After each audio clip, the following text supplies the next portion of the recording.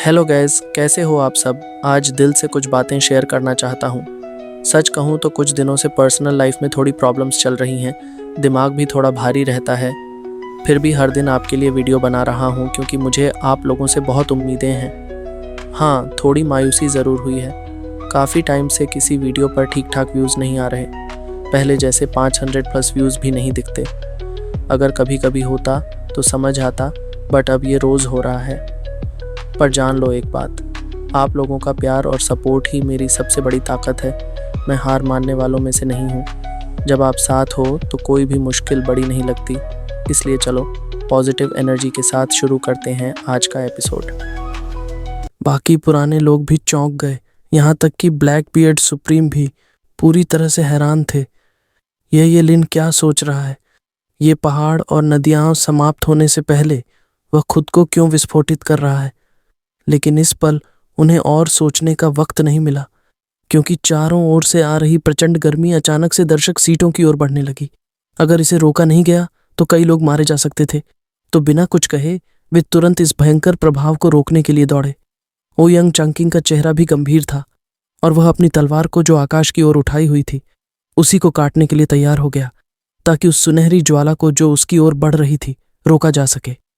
लेकिन जैसे ही वे कदम बढ़ाते, अचानक वह सुनहरी आग रुक गई। फिर थोड़ी देर तक कांपने के बाद वह जैसे एक बवंडर की तरह वापस लौट आई और अचानक एक प्रचंड और हिंसक अग्नि ड्रैगन बनकर यानवू मंच पर धधक उठा। उसकी लपटें सीधे आकाश की गहराइयों में चली गईं और उस गहरे आकाश में एक बड़ा छेद जला दिया। जब आग के बवंडर की हलचल थमी और कानों में गूंजती हुई एक गहरी ड्रैगन की दहाड़ सुनाई दी, तो सभी ने जो दृश्य सामने था उस पर हैरान होकर आंखें फाड़ लीं।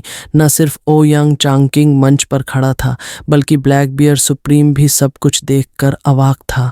वह काफी देर तक संभल नहीं पाया, यहाँ तक कि उसे कभी भी इस बात की कल्पना नहीं हुई थी कि ये लिन इतने सालों तक शुआंगलॉन ग्युआन में ऐसा खौफनाक हमला छुपा कर रखेगा।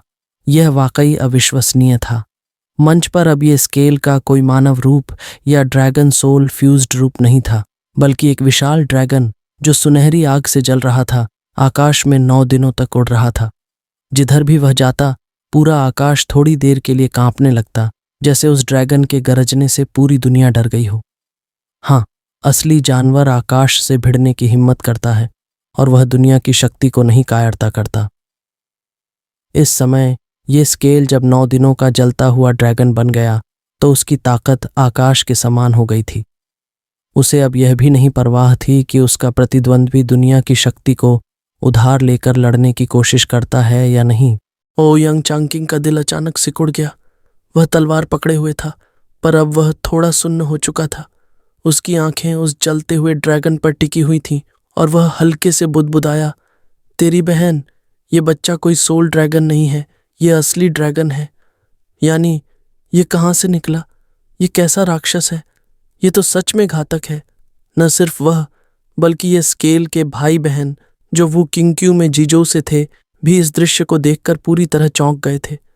उन्हें पता था कि ये स्केल ताकतवर है, पर यह कभी नहीं सोचा था कि ये स्केल के पास इतनी अद्भुत मार्शल आर्ट्स भी हैं और इसने दुनिया को हिला दिया।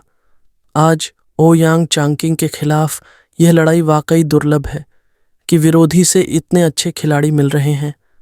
यह एक दुर्लभ मैच है और यह युद्ध जाहिर तौर पर जो फैन और ये लिन की जीजाओ की पहली लड़ाई से भी मुकाबला कर सकता है। यह सोचकर वो किंगक्यू और यानमो एक दूसरे की तरफ देखकर हल्के से सिर हिलाए और फिर चू किंगचेंग की तरफ देखा। शांगुआन किंगयान ने भी एकदम चमकते हुए चेहरे के साथ मुरोंग शुए से कहा, दीदी देखो ये क्या हो रहा है। हाँ, सोचो, जीजो के पहले शिष्य एक साधारण व्यक्ति भी ओयांग लिंगटियन के बेटे के खिलाफ लड़ने में सक्षम है। अब तो इन दोनों को सबसे अच्छे 4 राजकुमारों से भी ज्यादा ताकतवर माना जा सकता है, जैसे बैली झिंगटियन। मुरोंग शुए ने अपनी आंखें थोड़ी सिकोड़ते हुए कहा, हालांकि मुझे पहले इस लड़ाई का परिणाम नहीं पता था, लेकिन अब ये दोनों निश्चित रूप से बहुत उम्मीद दे रहे हैं। बूम! एक जोरदार आवाज के साथ ये स्केल का विशाल ड्रैगन अचानक यानवुताई पर उतरा। वह अपनी बड़ी ड्रैगन आंखों से ओयांग चांकिंग को घूर रहा था। और कभी कभी जुओ फैन की तरफ भी देखता था। देख भाई, ये मेरी असली ताकत है, अब मैं तुम्हें निराश नहीं कर रहा हूँ। लेकिन एक चीज़ जिसने उसे थोड़ी निराश किया वह यह थी कि जुओ फैन ने शुरू से लेकर अंत तक मंच की तरफ एक बार भी नहीं देखा। उसकी आंखें चुपचाप चू किंगचेंग के शांत और सौम्य चेहरे पर टिकी हुई थीं और वह शुई रुओहुआ से चू किंगचेंग के अतीत की कहानी सुन रहा था, लेकिन मंच की ओर उसकी नजरें नहीं उठीं। थोड़ा अफसोस करते हुए येलिन ने अपने विशाल ड्रैगन सिर को झटका दिया और हाँ साइड, लाओ तज्जू, क्या तुमने ओयांग चांगकिंग को यहाँ आकर इस घमंडी बच्चे से निपटने के लिए तैयार किया है? ध्यान रखना, मैं अभी तुझे फाड़ दूं। बूम! विशाल ड्रैगन का पंजा मंच पर जोर से लगा और उसके बाद एक चौथाई मंच चूर चूर हो गया। उसकी जबरदस्त ताकत ने चारों ओर गूंजती हुई दहाड़ फैलाई और सभी लोग यह महसूस करने लगे कि जैसे वे सचमुच किसी असली ड्रैगन से टकरा गए हों। हवा की जबरदस्त लहर ने उन्हें घबराहट से भर दिया और सांस लेना मुश्किल हो गया। जो लोग पहले ओयांग चांगकिंग के लिए चीयर कर रहे थे वे अब पूरी तरह से चुप हो गए और अब किसी आवाज़ से डरते थे। ड्रैगन अब राजा का प्रतीक था और इस लिंग के सामने किसी और को चीयर करना भी अजीब सा लग रहा था। अब ये लिन असली ड्रैगन था, असली राजा, और इस पर कोई शक नहीं था। अचानक पूरा मंच पहले से कहीं ज़्यादा खामोश हो गया, यहाँ तक कि अगर कोई सुई गिरती तो वह भी सुनाई देती, क्योंकि राजा के सामने कोई भी आवाज़ बर्दाश्त नहीं की जा सकती। अग्नि ड्रैगन के राजा का दबाव इस जगह पर सब कुछ कुचल रहा था। ओयांग चांगकिंग के माथे पर हल्का पसीना आया और उसकी आंखें उस छोटे से ड्रैगन के सिर को घूर रही थीं, जो पहाड़ी जैसा विशाल था, लेकिन वह गुस्से और चुपके से खींचते हुए था। उसे समझ में नहीं आ रहा था कि ये स्केल किस तरह का राक्षस है। दूसरों का सोल फ्यूजन केवल एक जानवर के रूप में बदलता है और थोड़ी ताकत में इजाफा करता है, लेकिन ये तो सच में खुद को एक असली ड्रैगन में बदल चुका है। उसके अंदर से बाहर तक, ऊपर से नीचे तक, कहीं भी इंसान जैसा कुछ भी नहीं था। क्या ये सच में कोई इंसान है या फिर एक असली ड्रैगन? उसे ये समझ नहीं आया और वह जानने की चाहत भी नहीं रखता था। उसे बस ये पता था कि अब उसकी सारी योजना बर्बाद हो चुकी थी। इस समय सारे दर्शकों की आंखें बस इसी ये स्केल पर टिकी हुई थीं। वह खुद तो एक ढाल बनकर रह गया था, जैसे कोई मजाकिया पात्र जो मंच पर कूद रहा हो और वह इसे सहन नहीं कर पा रहा था। इतनी सारी लड़ाइयाँ लड़ी, क्या कभी ऐसा हुआ था कि वह एक सहायक भूमिका में आ गया हो? लेकिन इस बार इतने सारे लोग उसका ध्यान खींचने आए थे और उसने खुद लड़ाई लड़ी थी, इतना बड़ा दृश्य बनाया था, और यहाँ तक कि जिस गॉडेस ऑफिशियल वेबसाइट को उसने अपने दिल में रखा था उसने दूसरों की तारीफ की थी, जिससे वह खुद तो गर्वित महसूस कर रहा था, लेकिन यह उसे दूसरे के विवाह के वस्त्र में बदलने जैसा महसूस हो रहा था। अगर वह इस युद्ध को जीत नहीं पाया तो उसे इस जीवन में इसका अफसोस रहेगा।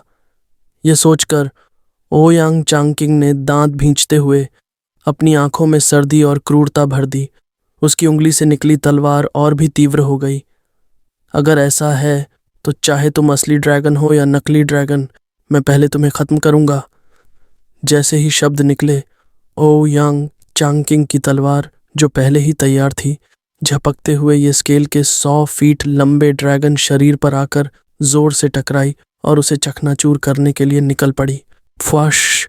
पूरा आकाश जैसे चीर गया हो जब सोर्ड किंग ओयांग चांगकिंग का भारी दबाव वाला वार, जो खुद हेवन एंड अर्थ की ताकत अपने साथ लेकर आया था, सीधा ये स्केल के विशालकाय ड्रैगन सिर पर आ गिरा।